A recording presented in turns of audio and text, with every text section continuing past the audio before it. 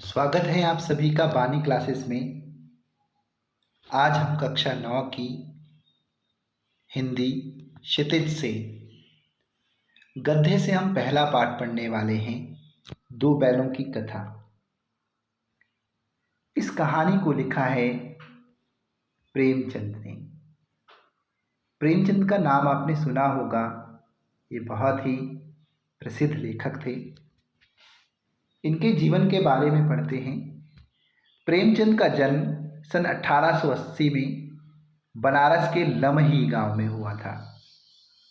बनारस में एक गांव है लमही, वहाँ पर 1880 में इनका जन्म हुआ था। इनका मूल नाम धनपत राय था। प्रेमचंद का बचपन अभावों में बीता। अभाव मीन्स कमियों में बीता। उसे वो चीज़ें नहीं मिल पाई जो उसे मिलनी चाहिए थी, और शिक्षा बीए तक ही हो पाई। उन्होंने शिक्षा विभाग में नौकरी की, परंतु असहयोग आंदोलन में सक्रिय भाग लेने के लिए सरकारी नौकरी से त्यागपत्र दे दिया और लेखन कार्य के प्रति पूरी तरह समर्पित हो गए। सन 1936 में इस महान कथाकार का देहांत हो गया। 1880 में इनका जन्म हुआ और 1936 में इनका देहांत हो गया। प्रेमचंद की कहानियां मानसरोवर के 8 भागों में संकलित है। सेवा सदन, प्रेमाश्रम, रंगभूमि, कायाकल्प, निर्मला, गबन, कर्मभूमि, गोदान, ये इनके कुछ प्रसिद्ध उपन्यास हैं। उन्होंने हंस, जागरण, माधुरी इन पत्रिकाओं का संपादन भी किया था। तो चलिए शुरू करते हैं इनकी कहानी, दो बैलों की कथा। जानवरों में गधा सबसे ज्यादा बुद्धिमान समझा जाता है। हम जब किसी आदमी को पल्ले दर्जे का बेवकूफ कहना चाहते हैं तो उसे गधा कहते हैं। गधा सचमुच बेवकूफ है या उसके सीधेपन, उसकी निरापद सहिष्णुता ने उसे यह पदवी दे दी है? यानी वो सीधा है इसलिए उसे ये पदवी मिली है कि वो बेवकूफ होता है, और हम इंसान गधे को, मतलब हम आदमी को जब हमें उसकी बुद्धि की परख करनी हो, जब हमें ये उसे साबित करना हो कि ये मूर्ख है, बिल्कुल निरा मूर्ख है, इसको कुछ भी नहीं आता, तब हम उसको बोलते हैं गधा। इसका निश्चय नहीं किया जा सकता। गायें सींग मारती हैं, ब्याई हुई गाय तो अनायास ही सिंघनी का रूप धारण कर लेती है। कुत्ता भी बहुत गरीब जानवर है, लेकिन कभी कभी उसे भी क्रोध आ ही जाता है, किंतु गधे को कभी क्रोध करते नहीं सुना, ना देखा। जितना चाहो गरीब को मारो, चाहे जैसी खराब सड़ी हुई घास सामने डाल दो, उसके चेहरे पर कभी असंतोष की छाया भी नहीं दिखाई देगी। वैशाख में चाहे एकाध बार कुलेल कर लेता हो, पर हमने तो उसे कभी खुश होते नहीं देखा। उसके चेहरे पर एक विषाद स्थायी रूप से छाया रहता है। सुख दुख हानि लाभ किसी भी दशा में उसे बदलते नहीं देखा। ऋषि मुनियों के जितने गुण हैं वे सभी उसमें पराकाष्ठा को पहुंच गए हैं, पर आदमी उसे बेवकूफ कहता है। सद्गुणों का इतना अनादर कहीं देखा है? सद्गुणों का इतना अनादर कहीं नहीं देखा। कदाचित सीधापन संसार के लिए उपयुक्त नहीं है। देखिए ना, भारतवासियों की अफ्रीका में क्या दुर्दशा हो रही है। क्यों अमेरिका में उन्हें घुसने नहीं दिया जाता? बेचारे शराब नहीं पीते, 4 पैसे कुछ समय के लिए बचाकर रखते हैं, जी तोड़कर काम करते हैं, किसी से लड़ाई झगड़ा नहीं करते, 4 बातें सुनकर गम खा जाते हैं, फिर भी बदनाम हैं। कहा जाता है वे जीवन के आदर्श को नीचा करते हैं। अगर वे भी ईंट का जवाब पत्थर से देना सीख जाते तो शायद सभ्य कहलाने लगते। जापान की मिसाल सामने है। एक ही विजय ने उसे संसार की सभ्य जातियों में गण्य बना दिया। लेकिन गधे का एक छोटा भाई और भी है जो उससे कम ही गधा है, और वह है बैल। जिस अर्थ में हम गधे का प्रयोग करते हैं, कुछ उसी से मिलते जुलते अर्थ में बछिया के ताऊ का भी प्रयोग करते हैं। कुछ लोग बैल को शायद बेवकूफ़ों में सर्वश्रेष्ठ कहेंगे, मगर हमारा विचार ऐसा नहीं है। बैल कभी कभी मारता भी है, कभी कभी अड़ियल बैल भी देखने में आता है, और भी कई रीतियों में अपना असंतोष प्रकट कर देता है। अतएव उसका स्थान गधे से नीचा है। झूरी काछी के दोनों बैलों के नाम थे हीरा और मोती। दोनों पछाई जाति के थे, देखने में सुंदर, काम में चौकस, डील में ऊंचे। बहुत दिनों साथ साथ रहते रहते दोनों में भाईचारा हो गया था। दोनों आमने सामने या आसपास बैठे हुए एक दूसरे से मूक भाषा में विचार विनिमय करते थे।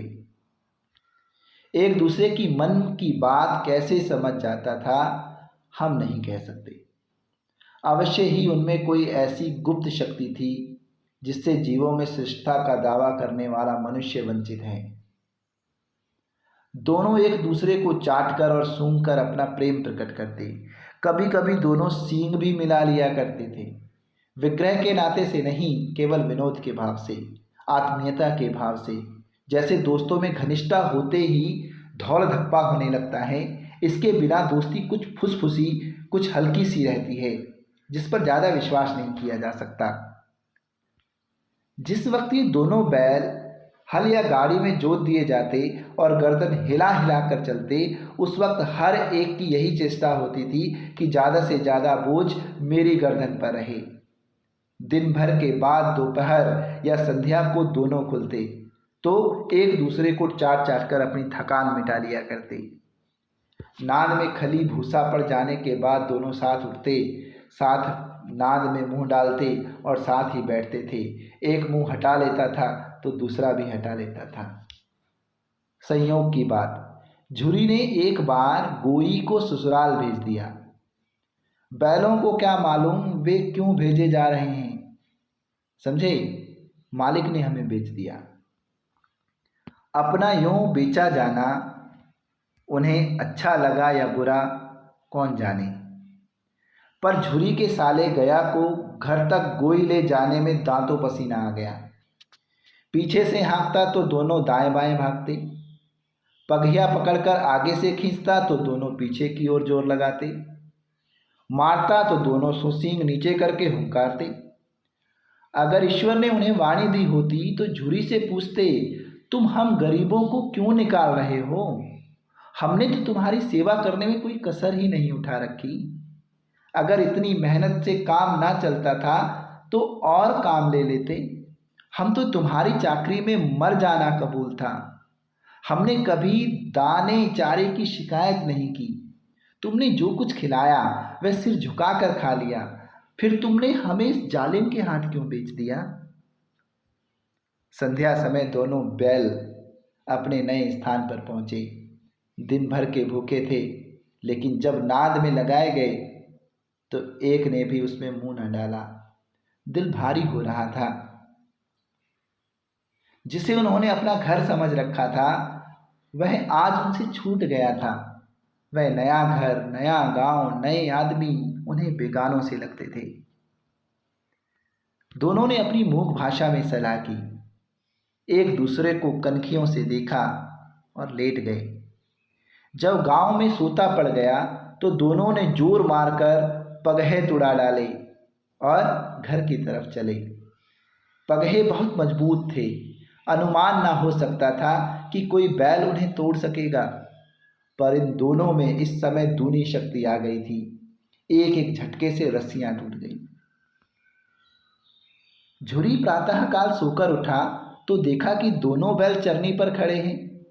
दोनों की गर्दनों में आधा आधा गराम लटक रहा है, घुटने तक पांव कीचड़ से भरे हैं और दोनों की आंखों में विद्रोहमय स्नेह झलक रहा है। झुरी बैलों को देखकर स्नेह से गदगद हो गया, दौड़कर उन्हें गले लगा लिया। प्रेमालिंगन और चुंबन का वह दृश्य बड़ा ही मनोहर था। घर और गांव के लड़के जमा हो गए और तालियां बजा बजा कर उनका स्वागत करने लगे। गांव के इतिहास में यह घटना अभूतपूर्व न होने पर भी महत्वपूर्ण थी। बाल सभा ने निश्चय किया, दोनों पशुवीरों को अभिनंदन पत्र देना चाहिए। कोई अपने घर से रोटियां लाया, कोई गुड़, कोई चौकर, कोई भूसी।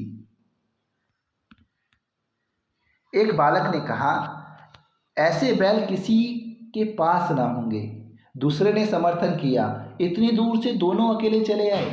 तीसरा बोला, बैल नहीं हैं वे उस जन्म के आदमी हैं। इसका प्रतिवाद करने का किसी को साहस ना हुआ। झूरी की स्त्री ने बैलों को द्वार पर देखा तो जल उठी।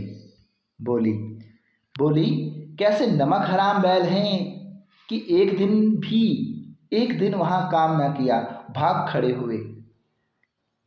झूरी अपने बैलों का यह आक्षेप न सुन सका। नमक हराम क्यों? चारा दाना ना दिया होगा तो क्या करते?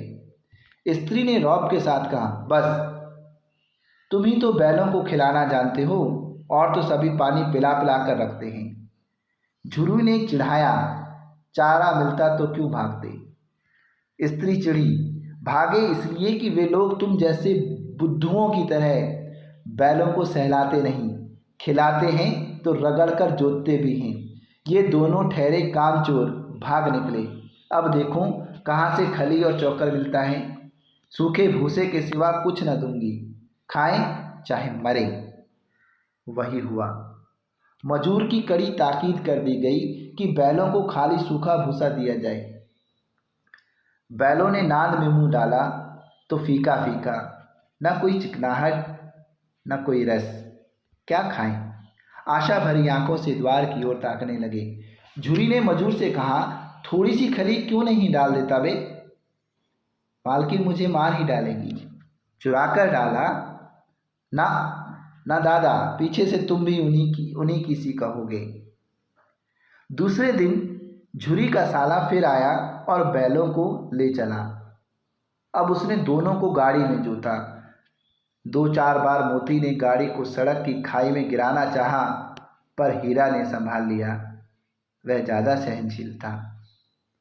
संध्या समय घर पहुंचकर उसने दोनों को मोटी रस्सियों से बांधा और कल की शरारत का मजा चखाया। फिर वही सूखा भूसा डाल दिया।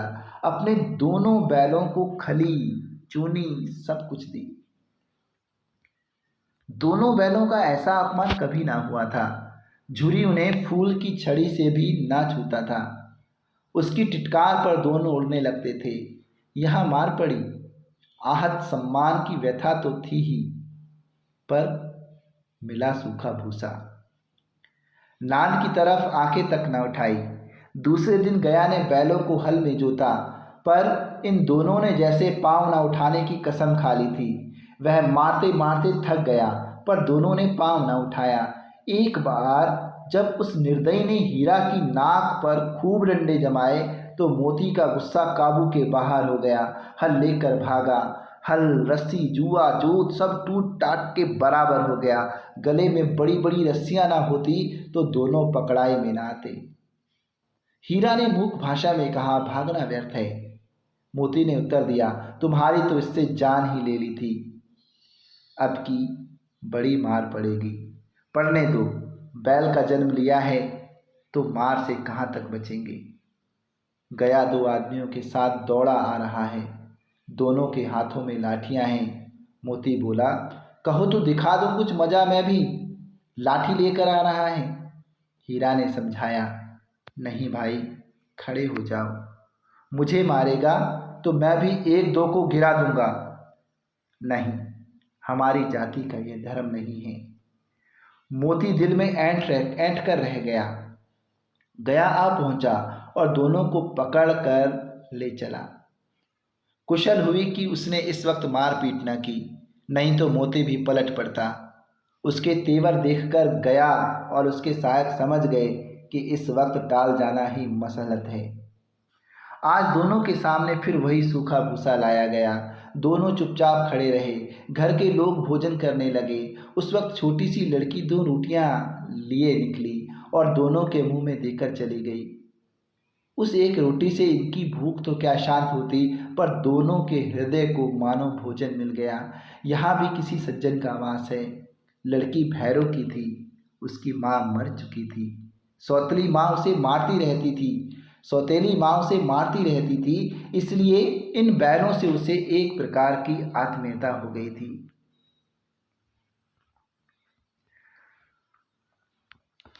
दोनों दिन भर जोते जाते, डंडे खाते अड़ते, शाम को थान पर बांध दिए जाते और रात को वही बालिका उन्हें 2 रोटियां खिला जाती।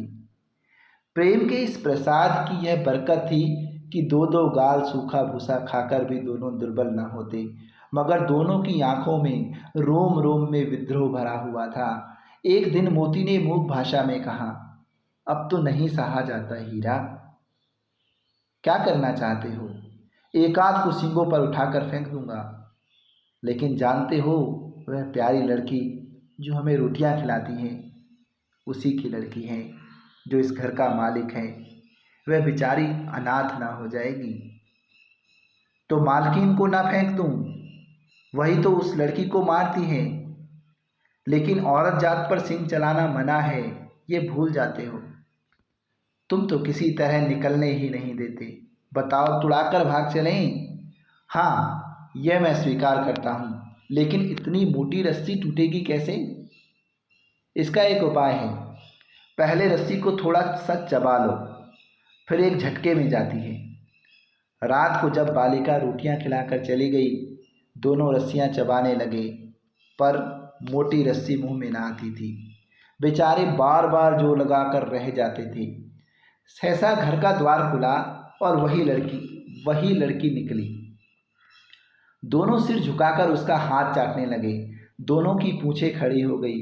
उसने उनके माथे सहलाए और बोली, खोल देती हूँ, चुपके से भाग जाओ, नहीं तो यहाँ लोग मार डालेंगे। आज घर में सलाह हो रही है कि इनकी नाकों में नाक डाल दी जाए। उसने गराम खोल दिया, पर दोनों चुपचाप खड़े रहे। मोती ने अपनी भाषा में पूछा, अब चलते क्यों नहीं? हीरा ने कहा, चलें तो, लेकिन कल इस अनाथ पर आफत आएगी, सब इसी पर संदेह करेंगे। सहसा बालिका चिल्लाई, दोनों फूफा वाले बैल भागे जा रहे हैं। ओ दादा, ओ दादा, दोनों बैल भागे जा रहे हैं, जल्दी दौड़ो। गया हड़बड़ाकर भीतर से निकला और बैलों को पकड़ने चला। वे दोनों भागे। गया ने पीछा किया और भी तेज हुए। गया ने शोर मचाया, फिर गांव के कुछ आदमियों को भी साथ लेने के लिए लौटा। दोनों मित्रों को भागने का मौका मिल गया। सीधे दौड़ते चले गए, यहाँ तक कि मार्ग का ज्ञान न रहा। जिस परिचित मार्ग से आए थे उसका यहाँ पता न था। नए नए गांव मिलने लगे। तब दोनों एक खेत के किनारे खड़े होकर सोचने लगे, अब क्या करना चाहिए। हीरा ने कहा, मालूम होता है राह भूल गए। तुम भी बेतहाशा भागे, वहीं उसे मार गिराना था। उसे मार गिराते तो दुनिया क्या कहती। वह अपना धर्म छोड़ दें, लेकिन हम अपना धर्म क्यों छोड़ें। दोनों भूख से व्याकुल हो रहे थे। खेत में मटर खड़ी थी, चरने लगे। रह रहकर आहट ले लेते थे, कोई आता तो नहीं है। जब पेट भर गया, दोनों ने आज़ादी का अनुभव किया तो मस्त होकर उछलने कूदने लगे। पहले दोनों ने डकार ली, फिर सींग मिलाए और एक दूसरे को ठेलने लगे। मोती ने हीरा को कई कदम पीछे हटा दिया, यहाँ तक कि वह खाई में गिर गया। तब उसे भी क्रोध आया, संभल कर उठा और फिर मोती से मिल गया। मोती ने देखा खेल में झगड़ा हुआ चाहता है तो किनारे हट गया। अरे ये क्या, कोई सांड डौंकता चला आ रहा है। हाँ, सांड ही है। वह सामने आ पहुंचा। दोनों मित्र बगले झांक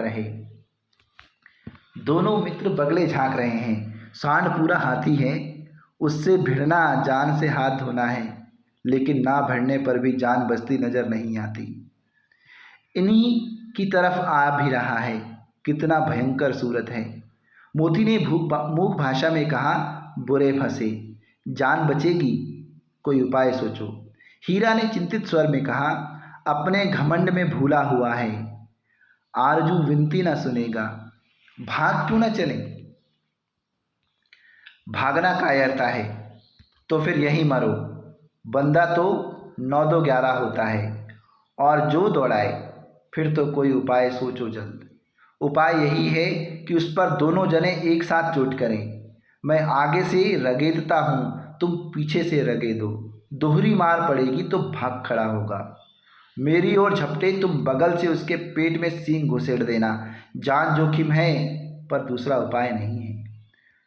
दोनों मित्र जान हथेलियों पर लेकर लपके। सांड को भी संगठित शत्रुओं से लड़ने का तजर्बा न था। वह तो एक शत्रु से मल्लयुद्ध करने का आदी था।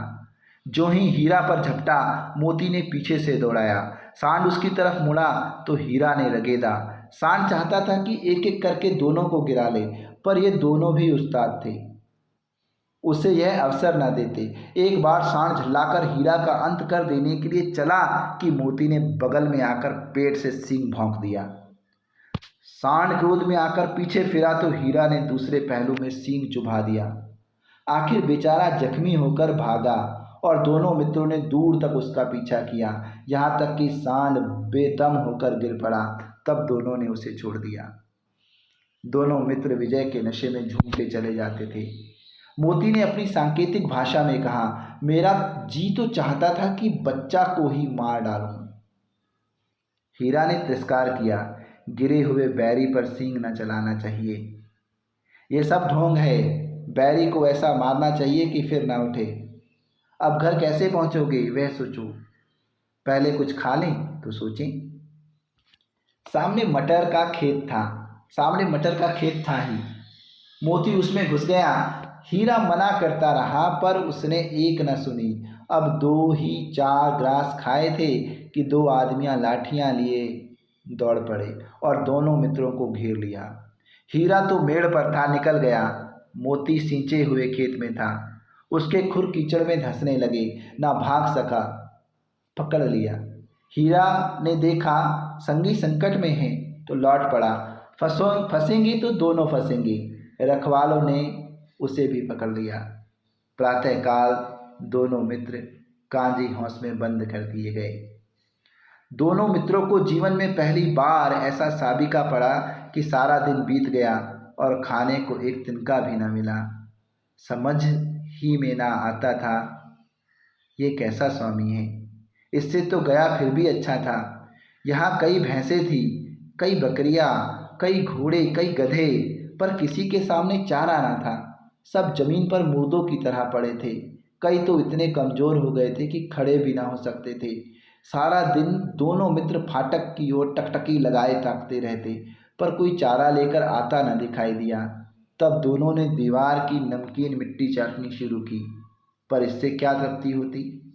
रात को भी जब कुछ भोजन न मिला तो हीरा के दिल में विद्रोह की ज्वाला दहक उठी। मोती से बोला, अब तो नहीं रहा जाता मोती। मोती ने सिर लटकाए हुए जवाब दिया, मुझे तो मालूम होता है प्राण निकल रहे हैं। इतनी जल्दी हिम्मत ना हारो भाई, यहाँ से भागने का कोई उपाय निकालना चाहिए। आओ दीवार तोड़ डालें। मुझसे तो अब कुछ नहीं होगा। बस इसी बूते पर अकड़ते थे, सारी अकड़ निकल गई। बाड़े की दीवार कच्ची थी, हीरा मजबूत तो था ही। अपने नुकीले सींग दीवार में गड़ा दिए और जोर मारा तो मिट्टी का एक चिप्पड़ निकल आया। फिर तो उसका साहस बढ़ा। इसने दौड़ दौड़कर दीवार पर चोट की और हर चोट में थोड़ी थोड़ी मिट्टी गिराने लगा। उसी समय काजी हौस का चौकीदार लालटेन लेकर जानवरों की हाजिरी लेने निकला। हीरा का उज्जड़पन देखकर उसे कई डंडे रसीद किए और मोटी सी रस्सी से बांध दिया। मोती ने पड़े पड़े कहा, आखिर मार खाई, क्या मिला। अपने बूते भर जोर तो मार दिया। ऐसा जोर मारना किस काम का कि और बंधन में पड़ गए। जोर तो मारता ही जाऊंगा, चाहे कितने ही बंधन पड़ते जाएं। जान से हाथ धोना पड़ेगा, कुछ परवाह नहीं, यों भी तो मरना ही है। सोचो, दीवार खुद जाती तो कितनी जानें बच जाती। इतने भाई यहाँ बंद हैं, किसी की देह में जान नहीं है। 2 4 दिन और यही हाल रहा तो सब मर जाएंगे। हाँ, यह बात तो है। अच्छा तो ला, फिर मैं भी जोर लगाता हूँ। मोती ने भी दीवार में उसी जगह सींग मारा। थोड़ी सी मिट्टी गिरी और फिर हिम्मत बढ़ी। फिर तो वह दीवार में सींग लगाकर इस तरह जोर करने लगा मानो किसी प्रतिद्वंदी से लड़ रहा है। आखिर कोई 2 घंटे की जोर आजमाइश के बाद दीवार ऊपर से लगभग एक हाथ गिर गई। उसने दूनी शक्ति से दूसरा धक्का मारा तो आधी दीवार गिर पड़ी। दीवार का गिरना था कि अधमरे से पड़े हुए जानवर भी चेत उठे। तीनों घोड़ियां सरपट भाग निकली, फिर बकरियां निकली, इसके बाद भैंसें भी खिसक गई, पर गधे अभी तक ज्यों के त्यों खड़े थे। हीरा ने पूछा, तुम दोनों क्यों नहीं भाग जाते? एक गधे ने कहा, जो कहीं फिर पकड़ लिए जाएं तो क्या हर्ज है, अभी तो भागने का अवसर है। हमें तो डर लगता है हम यहीं पड़े रहेंगे। अभी रात से ऊपर जा चुकी थी। दोनों गधे अभी तक खड़े सोच रहे थे कि भागें या न भागें। मोती अपने मित्र की रस्सी तोड़ने में लगा हुआ था। जब वह हार गया तो हीरा ने कहा, तुम जाओ, मुझे यहीं पड़ा रहने दो, शायद कहीं भेंट हो जाए। मोती की आंखों में आंसू लाकर कहा, तुम मुझे इतना स्वार्थी समझते हो हीरा? हम और तुम इतने दिनों एक साथ रहे हैं, आज तुम विपत्ति में पड़ गए तो मैं तुम्हें छोड़कर अलग हो जाऊं? हीरा ने कहा, बहुत मार पड़ेगी, लोग समझ जाएंगे यह तुम्हारी शरारत है।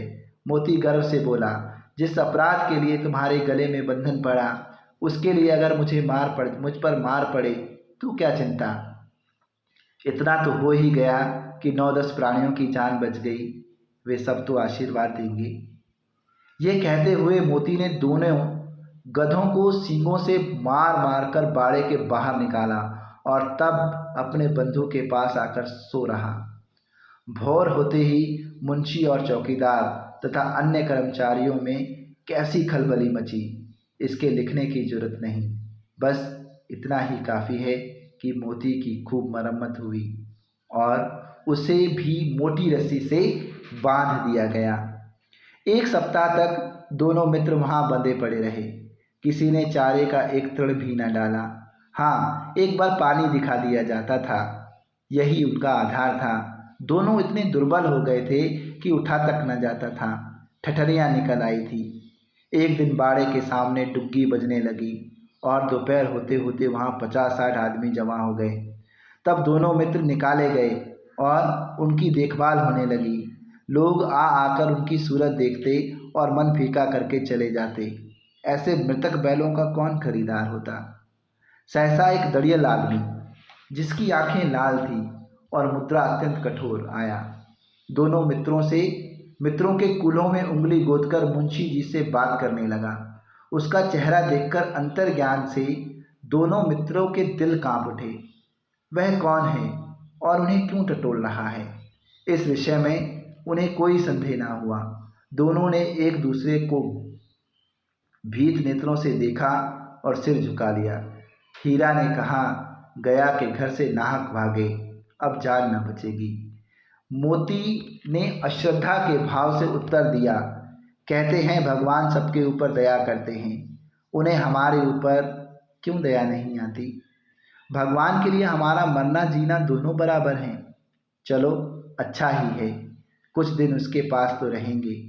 एक बार भगवान ने उस लड़की के रूप में हमें बचाया था, क्या अब न बचाएंगे? यह आदमी छुरी चलाएगा, देख लेना। तो क्या चिंता है, मांस, खाल, सींग, हड्डी सब किसी न किसी काम आ जाएंगे। नीलाम हो जाने के बाद दोनों मित्र उस दड़ियल के साथ चले। दोनों की बोटी बोटी कांप रही थी। बेचारे पांव तक न उठा सकते थे, पर भय के मारे गिरते पड़ते भागे जाते थे, क्योंकि वह जरा भी चाल धीमी हो जाने पर जोर से डंडा जमा देता था। राह में गाय बैलों का एक रेवड़ हरे हरे हार में चरता नजर आया। सभी जानवर प्रसन्न थे, चिकने चप्पल, कोई उछलता था, कोई आनंद से बैठा पागुर करता था। कितना सुखी जीवन था इनका, पर कितने स्वार्थी हैं सब। किसी को चिंता नहीं कि उनके 2 भाई बधिक के हाथ पड़े कैसे दुखी हैं। सहसा दोनों को ऐसा मालूम हुआ कि यह परिचित रहा है। हाँ, इसी रास्ते से गया उन्हें ले गया था। वही खेत, वही बाग, वही गांव मिलने लगे। प्रतिक्षण उनकी चाल तेज होने लगी। सारी थकान, सारी दुर्बलता गायब हो गई। ये लो, अपना ही हार आ गया। इस कुएं पर हम पुर चलाने आया करते थे, यही कुआं है। मोती ने कहा, हमारा घर नगीच आ गया है। हीरा बोला, भगवान की दया है, मैं तो अब घर भागता हूँ, यह जाने देगा? इसे मैं मार गिराता हूँ। नहीं नहीं, दौड़कर थान पर चलो, वहाँ से हम आगे न जाएंगे। दोनों उन्मत्त होकर बछड़ों की भांति कुलेले करते हुए घर की ओर दौड़े। वहाँ हमारा थान है। दोनों दौड़कर अपने थान पर आए और खड़े हो गए। दड़ियल भी पीछे पीछे दौड़ा चला आता था। झुरी द्वार पर बैठा धूप खा रहा था। बैलों को देखते ही दौड़ा और उन्हें बारी बारी से गले लगाने लगा। मित्रों की आंखों से आनंद के आंसू बहने लगे। एक झुरी का हाथ चाट रहा था। दड़ियल ने जाकर बैलों की रस्सियां पकड़ ली। झुरे से कहा, मेरे बैल हैं। तुम्हारे बैल कैसे? मैं मवेशी खाने से नीलाम लिए आता हूँ। मैं तो समझा हूँ चुराए लिए आते हो। चुपके से चले जाओ, मेरे बैल हैं, मैं बेचूंगा तो बिकेंगे। किसी को मेरे बैल नीलाम करने का क्या अख्तियार है? जाकर थाने में रपट कर दूंगा। मेरे बैल हैं, इसका सबूत यह है कि मेरे द्वार पर खड़े हैं। दड़ियल झल्लाकर बैलों को जबरदस्ती पकड़ ले जाने के लिए बढ़ा। उसी वक्त मोती ने सींग चलाया। दड़ियल पीछे हटा। मोती ने पीछे किया। दड़ियल भागा, मोती पीछे दौड़ा। गांव के बाहर निकल जाने पर वह रुका, पर खड़ा दड़ियल का रास्ता देख रहा था। दड़ियल दूर खड़ा धमकियां दे रहा था, गालियां निकाल रहा था, पत्थर फेंक रहा था, और मोती विजयशूर की भांति उसका रास्ता रोके खड़ा था। गांव के लोग ये तमाशा देखते थे और हंसते थे। जब दड़ियल हार कर चला गया तो मोती अकड़ता हुआ लौटा। हीरा ने कहा, मैं डर रहा था कि कहीं तुम गुस्से में आकर मार ना बैठो। अगर वह मुझे पकड़ता तो मैं बेमारे ना छोड़ता। अब ना आएगा तो दूर ही से खबर लूँगा, देखो कैसे ले जाता है। जो गोली मरवा दे, मर जाऊंगा पर उसके काम तो ना आऊँगा। हमारी जान को कोई जान ही नहीं समझता, इसलिए कि हम इतने सीधे हैं। जरा देर से नादों में खली, भूसा, चौकर और दाना भर दिया गया और दोनों मित्र खाने लगे। झुरी खड़ा दोनों को सहला रहा था और 20 लड़के तमाशा देख रहे थे। सारे गांव में उत्साह सा मालूम होता था। उसी समय मालकिन ने आकर दोनों के माथे चूम लिए। तो ये थी दो बैलों की कथा। आपको ये कहानी ज़रूर पसंद आई होगी और आप इस कहानी को लाइक और कमेंट करना बिल्कुल ना भूलें। और जो लोग इस चैनल पर नए हैं वो हमारे इस चैनल को सब्सक्राइब करना ना भूलें।